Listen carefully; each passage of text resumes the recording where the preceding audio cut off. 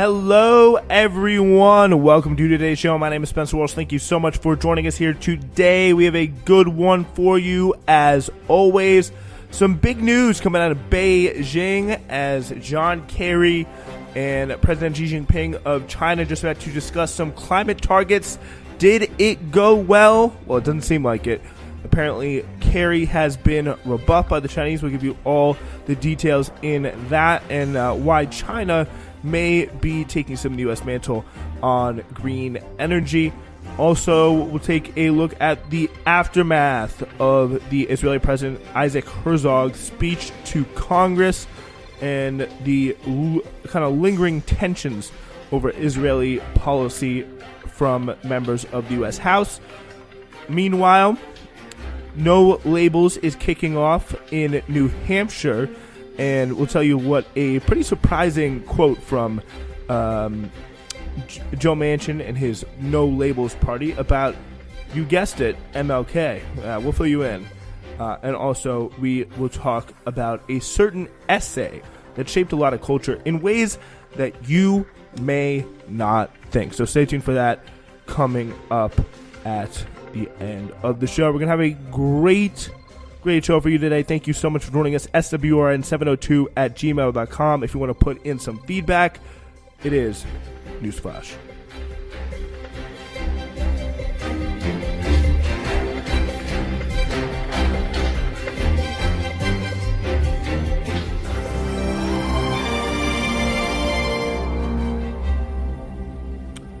All right, so thank you so much for joining us here today.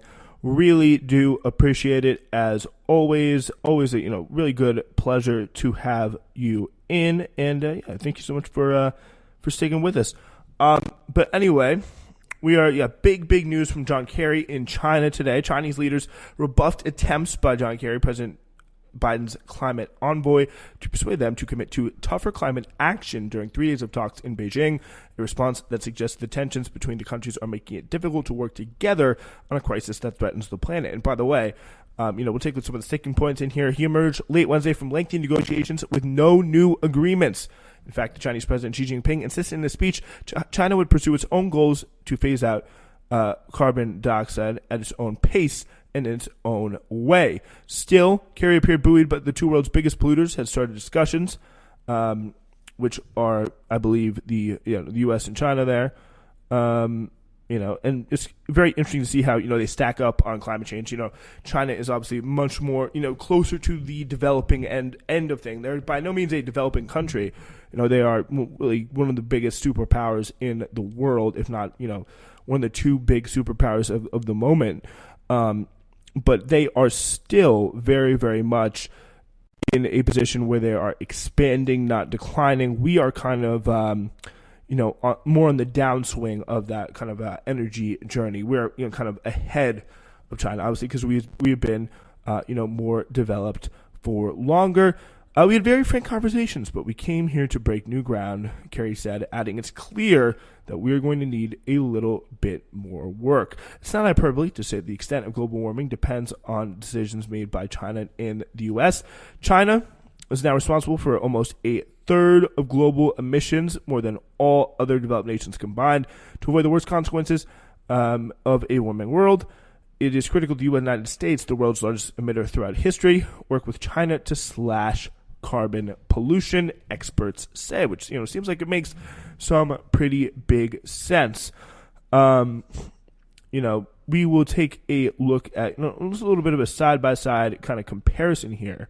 They're the two world's largest greenhouse gas emitters, as well as the world's green tech powerhouse. A lot of the green energy stuff, some of the a lot of the key green energy resources are in China, so that's a key thing to understand.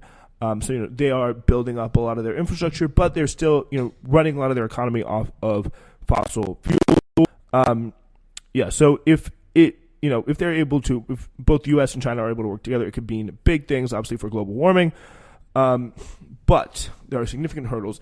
including long-standing tensions over China's insistence that it's a developing country and that should have more leeway to pollute, and the U.S. efforts to challenge China's dominance in clean technology and manufacturing. In recent years, Chinese officials have warned that the broader disputes in the bilateral relationship, which Beijing has largely blamed on the United States, will undermine cooperation on combating climate change. So we're essentially saying, if you guys keep, ratcheting up the tensions with us back home, if you keep talking, beating the war drum on China, it seems like towards us, it seems like we are going to be less apt to cooperate with you. That's the kind of Chinese stance there. China is the world's biggest emitter of carbon dioxide, producing 12.7 billion metric tons annually. That dwarfs the U.S. emissions currently at 5.9 billion tons. But those numbers don't tell the whole story. Since 1850, China has released 284 billion tons of carbon dioxide, but the United States has released almost twice that amount at 509 billion tons. In the climate negotiations, cumulative emissions are considered a point of accountability, with countries with higher historic emissions having a higher burden of responding. So, why not look at annual? Why look at annual emissions when you can look at the whole picture is the point, which I think is a pretty valid point, because pollution doesn't just go away; it accumulates over time. Otherwise we'd have a lot better situation. The average Chinese person uses far less energy than the average American, 10.1 to 17.6 tons of carbon pollution annually from China and U.S. respectively, according to the Rhodium Group. Under the Obama administration, the United States agreed to cut emissions by at least 26% below 2005 levels by 2025. Biden beefed up that target, promising the U.S. would slash emissions 50 to 52% from those levels by the end of the decade, and they promised to stop new emissions by 2050. China promised the Paris Agreement to reach its peak emissions by 2030. It also pledged to increase the share of its non-fossil fuel energy like wind, solar, and nuclear to 25%.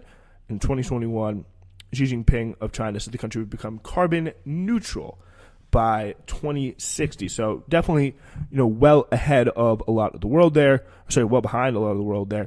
Analysts have said that China has put itself within striking distance. U.S. is putting itself within striking distance of meeting its 2030 goal with new laws and regulations. Those include the $370 billion in clean energy investments through the IRA, the Inflation Reduction Act, which Biden signed last year, and pending restrictions on emissions from automobile tailpipes and electricity generation there from the New York Times. So that from the Times there does kind of give a pretty good picture of where they are. I think China definitely historically has done a lot less. They are kind of definitely saying that they still have. They do have a lot of coal. They are saying they have more leeway to pollute, compared to the United States. If I were in charge of the United States right now, it's like you have to take the whole world into account. You are someone who probably the only real people that can drive the process, can spur the process towards a big nuclear, not nuclear, but it also applies on the nuclear issue as well in terms of starting the process. The United States is going to be the only person that can do that. Or the only country that can do that. But when it comes to climate, they have to, take the hit. They have to put their heads above the parapet first and say, we're going to take a hit. We're going to reevaluate what we're doing here, and we are going to make real investments, which is already starting, and we are going to try and cut our, carbon emissions and, really bulk up our green energy sector, especially, if I think would be the smarter way to do it here, especially do it onshore, do it in this country, and start some, really create a burgeoning, incredibly strong green energy sector over time through, a lot of state investment, and obviously the following on the market behind the state investment. But, there is still a place for, a lot of the oil and the kind of natural gas to go to the developing world to get them in a better position, because it is an argument that's kind of hard to put aside, right, is the fact that they had no time in places like Africa, India, China to really develop on that level. I think China, given the state they are now, supplies less to, but India, Africa, those types of places, like, it is definitely tough to come in and ask them to say, make a big investment. Go, hey, South Sudan, Central African Republic, make some big green energy, investments. That is where they need some of the more, traditional sources of energy. and that is where they can really get themselves in a position to go green by first developing the already more traditional, more reliable energy capacity. It's getting cheaper, it's getting better. But while we in the global north, I guess you could say, are going to be hopefully working to spread that technology around.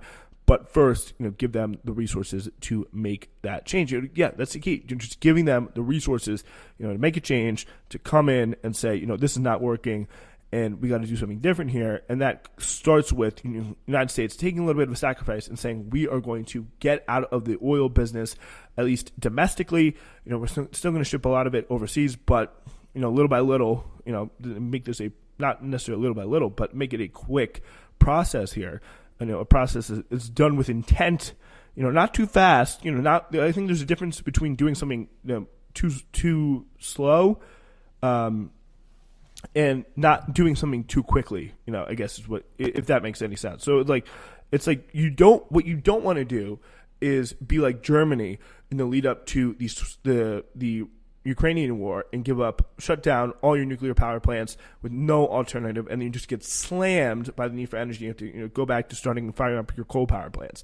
Like, that is not what you want to do. That would be an example of doing things too quickly without a backup plan in place. But you don't want to take years and years to do it. You want to start the transition now. You want to do it with intent, just like with the vaccine situation. So it's going to be a big effort. I think the Inflation Reduction Act was definitely a start in that effort, but by no means was it the end of what the United States needs to do. They need way more investment in this stuff, and they need to start it in the American economy first, and that means taking a hit in some ways in terms of oil and natural gas, shrinking that industry.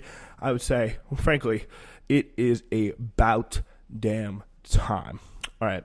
With that being said, we will go to our next story in just a sec.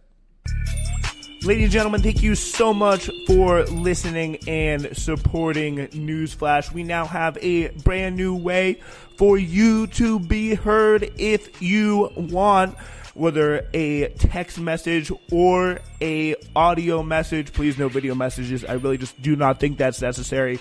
We have a new feedback box open for you. Ladies and gentlemen, it is officially open. SWRN702@gmail.com. Send a text message, send a voice message of no more than 30 seconds via the voice memos function. Either of those two options, and we will 100%, not going to find this guarantee anywhere else. We're going to play it on the show, listen to what you have to say, and it literally could be about anything. Well, if it's inappropriate, we won't play it, but it could be about anything. Thank you so much. This is my thank you to all the listeners who have stuck out with us and want to have their own voice in the show. SWRN702@gmail.com is the address.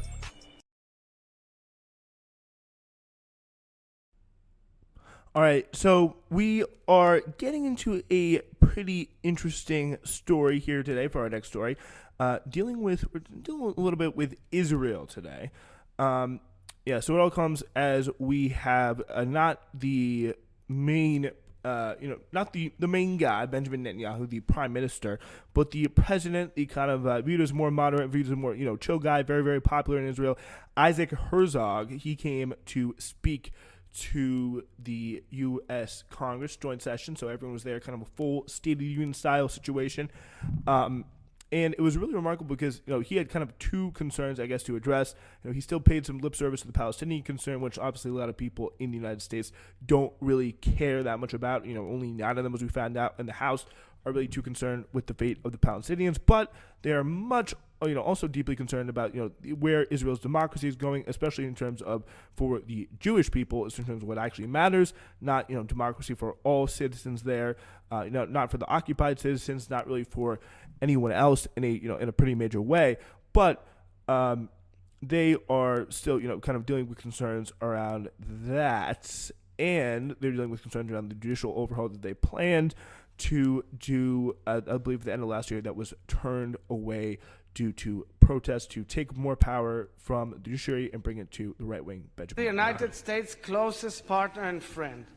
We are grateful to the United States for the necessary means you have provided us to keep our qualitative military edge and to enable us to defend ourselves by ourselves. This reflects your ongoing commitment to Israel's security. We're also tremendously proud that ours is a two-way alliance. When the United States is strong, Israel is stronger. And when Israel is strong, the United States is more secure. Yeah, and that was kind of an interesting point there that I thought there by Herzog. The United States is more secure when Israel is stronger, and I think that is the kind of key question. That was obviously the two-way alliance. It's not just them giving at least especially Israel would like to think it's not just them getting everything for nothing, but I think that question is becoming more increasingly unclear.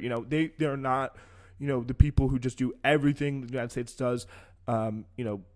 They just don't carry out the will of the United States blindly anymore. They are, they've had a lot of kind of competing interests. For example, in Ukraine, they are not sending weapons in a way that really kind of pissed off the Biden administration earlier on. All they really do is kind of go after a lot of the common enemies that are held by both the United States and by Israel for different reasons, whether it be, mostly the Iranians. It's something kind of it kind of goes back to what I said on the last show. I think as the United States becomes less and less interested in the Middle East, the question does remain, what in the world is the U.S. getting for this alliance? What is Israel giving them in return for all the U.S. gives it? My deep yearning, Mr. Speaker, is for Israel to one day make peace with our Palestinian neighbors. Yeah. Love that. Love to hear that.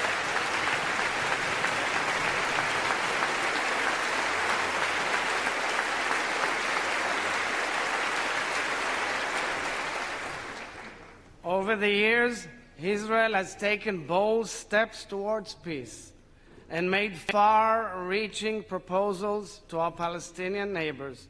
However, true peace cannot be anchored in violence.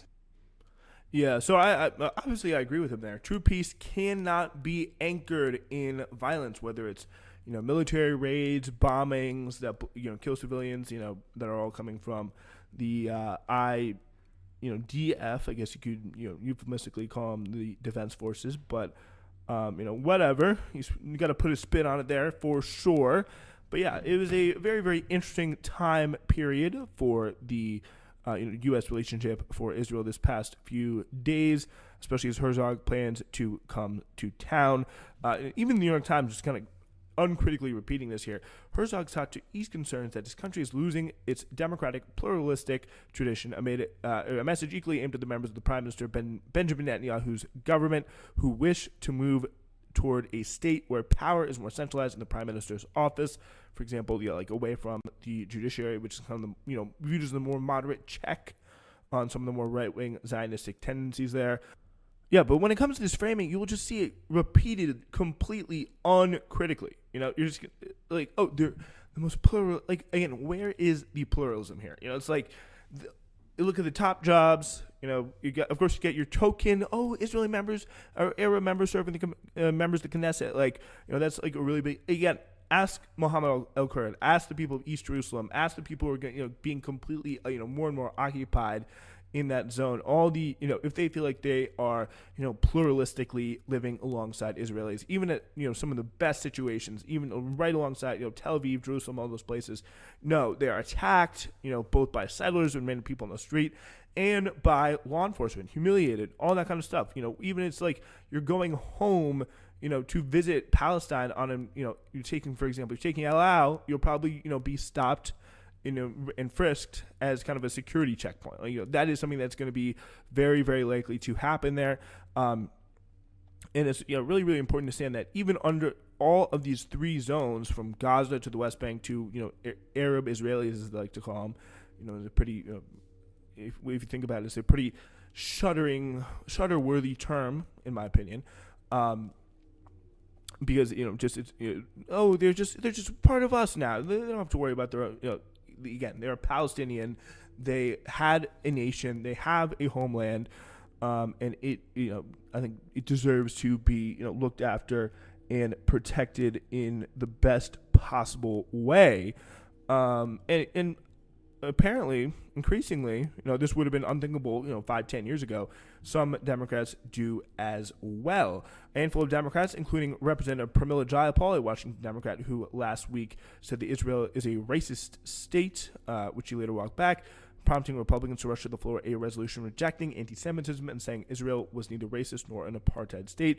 Jayapal voted in favor of the resolution. She had said she meant to criticize the current Israeli government policies, not the idea of Israel as a state, but a small group of Democrats opposed it, and some of them joined her in skipping Herzog's address. Again, anyone who's at this address today, you can probably pretty much forget about them when it comes to Israel and Palestine, because if you look at really the way Israel is structured, and the blatant settler colonial project, in order to expand, in order to become what it was meant to be in the Zionist ideal, it needs to kick out as much Palestinians as possible. That's how it expands, throughout the, traditional Greater Israel territory. And just the same way the United States expanded through traditional Greater traditional Greater America, I guess you could say, through Native American land.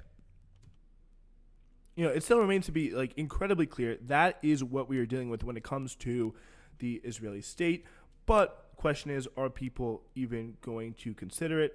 Herzog was seen as a pretty innocuous choice for speaker, as an Israeli leader who would inspire bipartisan goodwill at a time when Netanyahu has bitterly divided the two parties by aligning himself with the hard right of the American political spectrum. The dynamic was apparent on Tuesday when Herzog visited the White House. President Biden greeted him warmly with a fist bump, calling the U.S. bond simply unbreakable, just days after opining to CNN that some members of Netanyahu's cabinet were the most extremist he had seen since the 70s. Herzog was he was the ninth Israeli leader to address Congress, but only the second president to have given such a speech, the other being his father, Chaim Herzog, in 1987.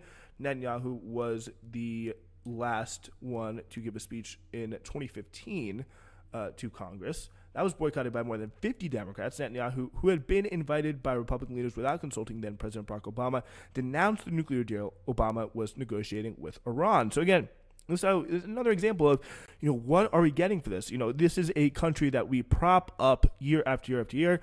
That so much so that they've, allowed them. We've almost created a Frankenstein's monster type situation where when we are trying to actually do something, this is probably one of the best, if not the best thing Obama did was the Iran nuclear deal, negotiating that, trying to get it taken care of.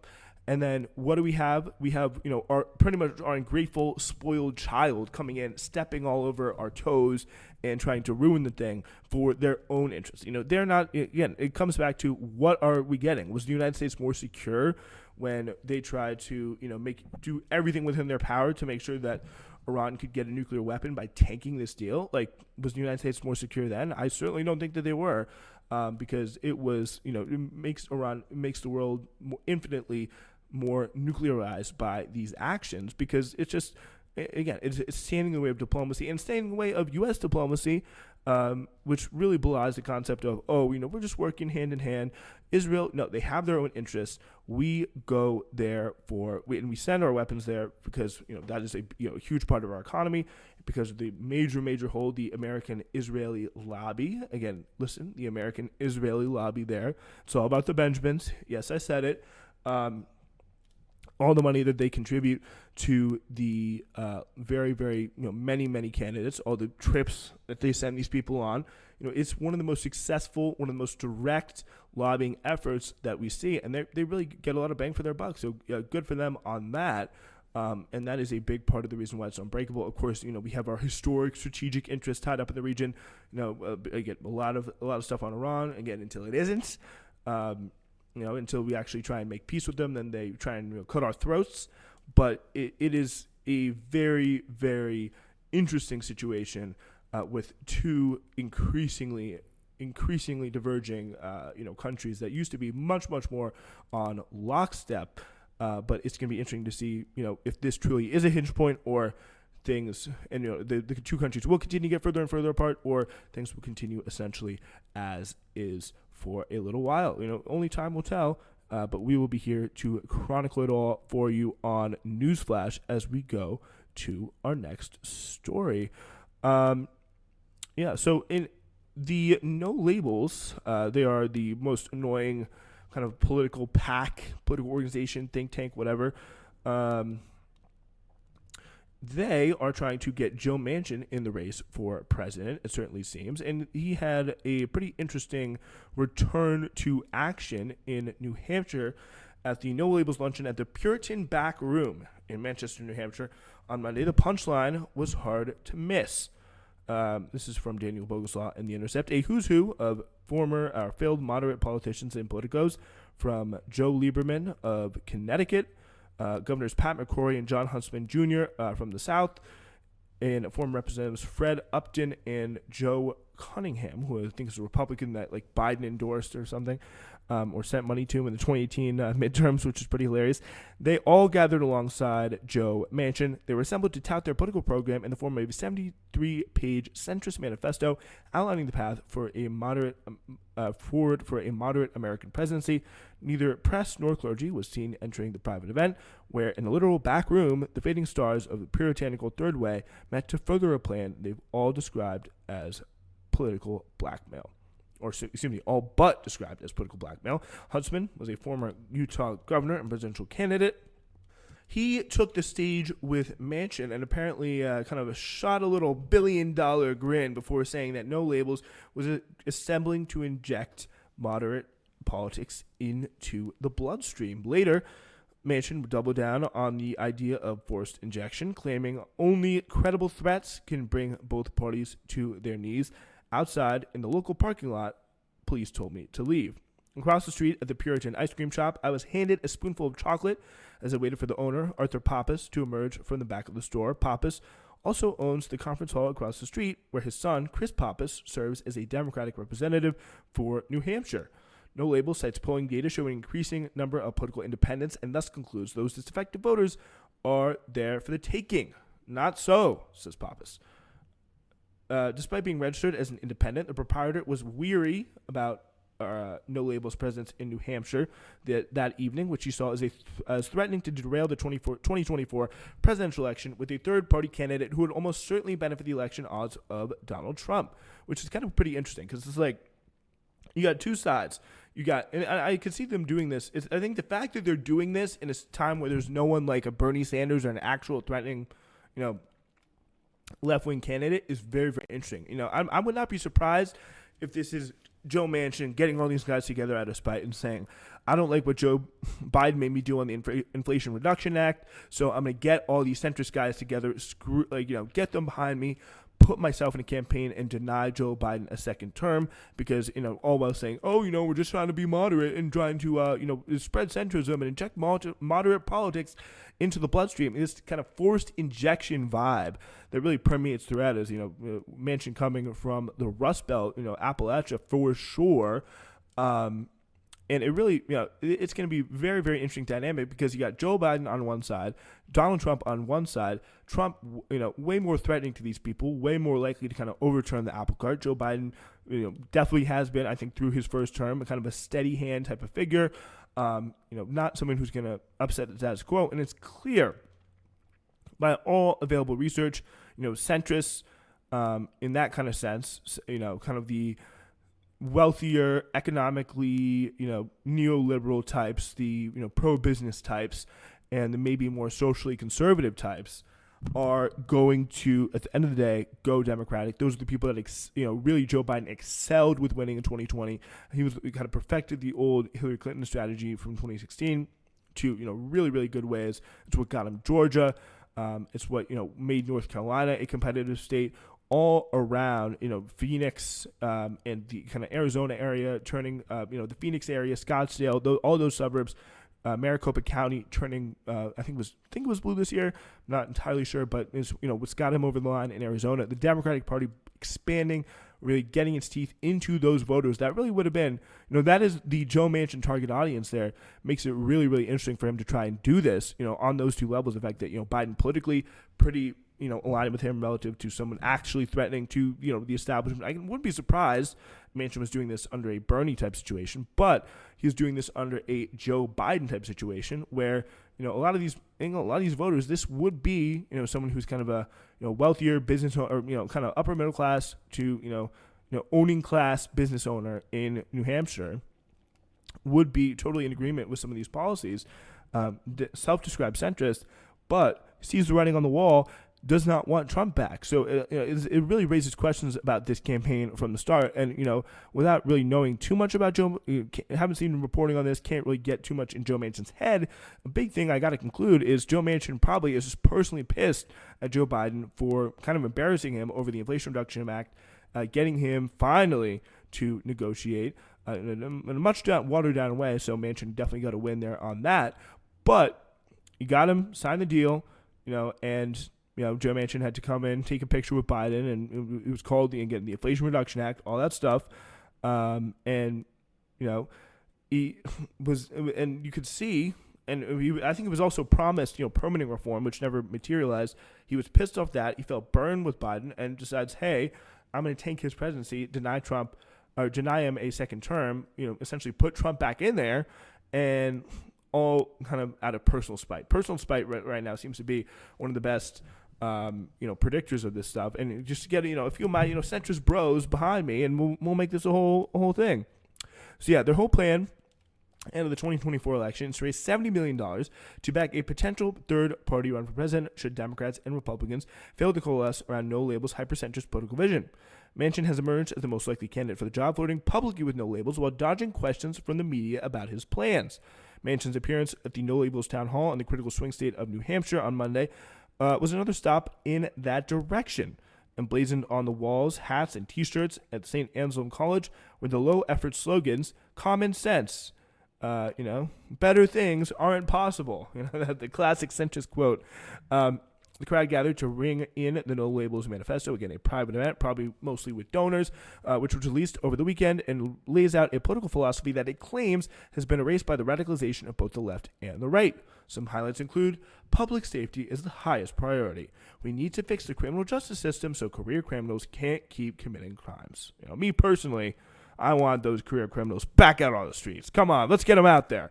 A world led by America is safer than a world led by Russia and China would be. Wow. Again, crazy, bold, true leadership. Can they even say that? Wow. America must strike a balance between protecting women's rights to control their own reproductive health and society's responsibility to protect human life. Yeah, so striking a balance again between one of the most pro-democratic issues there, and an issue that swung wildly. It used to be kind of 50-50, but now it's pushing 60-40, 70-30 on the abortion issue. For an hour and a half, Huntsman and Manchin played the hits, bringing down the deficit, marginally increasing background checks for gun purchases, and means testing social safety net programs. This is not about me or anybody else, Manchin told the crowd. It's about two parties that have gone to their respective side. The extreme right and left, and the middle has been left behind. There's no voice for the middle. It's really kind of interesting. We have both Democratic operatives and Never Trump Republicans have framed the third-party threat from No Labels as the same way. A sinister plot from the far right of the GOP and the far right of the Democratic Party. In large part, that's thanks to the large track record of raising funds from conservative megadonors like Harlan Crow. But given the composition of the No Labels board and political supporters, it's the idea that really all of its members are aligned with the pro-Trump plot seems unlikely. Foreign politicians in attendance saw their centrist political clout really taken out after the rise of Trump, kind of the death knell of the Reagan conservatism type vein. Manchin, meanwhile, emerged from the Trump years with stronger influence over the Democratic Party, yet his determination to maintain a corporate centrist line in West Virginia has led to plummeting polls in recent years and an all but certain defeat next November should he run for Senate against Republican Governor Jim Justice. In short, none of the No Labels headliners stand to gain from a second Trump presidency. According to the former Manchin Lieutenant West Virginia and West Virginia political operative Scott Sears, Manchin isn't trying to throw the election. He's trying to attract as much attention as possible to buy himself airtime, exposure, and a plum appointment in the next administration, a tactic that could similarly explain others' participation in the organization. So when I pressed Manchin on the event, at the event, on whether an appointment was part of his calculus, he told me his former close aide and confidant is a very sick man. Speaking of Scott Sears, which is pretty harsh. As Manchin spoke at a town hall, his daughter Heather Bresch, who narrowly avoided prosecution last year for artificially inflating EpiPen prices, paced hungrily in the wings. By the end of the night, No Label's real intention seems just as occluded as before the town hall. The No Labels drive to gain ballot access has received legal pushback in both Maine and Arizona, where legal efforts are underway to prevent the group from emerging as a viable vote in 2024. My effort to learn more about Nicholas Connors, the man overseeing the ballot operations, has been stymied by the fact his personal firm, NSC Strategies, doesn't appear in the online databases, nor does his name appear in any of the corporate registries I've searched. I spotted Connors hovering by an exit and lit upon him seeking clarity. Connors, who ran and lost as a radical moderate for senator in Connecticut, refused to say why his personal political consulting firm is not listed on any registries or what role it plays for No Labels operations. When pressed on whether the company was a ghost in the night, Connors said it is not a ghost in the night before refusing to answer any more questions. So, again, it's really interesting to see, why they would do this. It's kind of hard to get really a good sense because again, there's no thing that again a lot of them would really stand to gain. Manchin was pretty cool, sitting pretty really in the Democratic Senate, had a lot of influence, had a lot of say over what went down. Biden had to spend pretty much a year kissing his ass before he finally got him on board. And he's still going for, maybe some personal spite was my speculation. The main thing is we just don't really seem to know. Benjamin Chavez is a No Label board member that Boguslaw caught up to, heading out the door, a former assistant to Martin Luther King Jr. He pressed Chavez on how the legacy of King, which included branding social spending, taxing the wealthy, and opposing endless war in Vietnam, could possibly track with the platform presented by the event's speakers to millionaire moderates. Dr. King was a centrist, Chavez told me. If he were alive today, he would have been a member of the No Labels party. I moved to remind Chavez of the words, King's words in his letter from Birmingham jail, which he described the white moderate as one of the main roadblocks to justice. But before he could get an answer, Chavez was whisked away. So there you have it, little report from the No Labels convention. Again, it seems like a lot of their political policies will not be that popular, I would say. If I had to take a little bit of a guess on that, but I think and it really kind of remains unclear why they're doing this, but with the amount of money they have and, they could really target and chip away some suburban support somewhere. And then if the election really does get close, it could be a problem. So it's definitely not something I think to dismiss out of hand yet. All right. So with that being said, it is just about time for us to say goodbye. Thank you so much for joining us here today. Really do appreciate it. We will be back on Friday.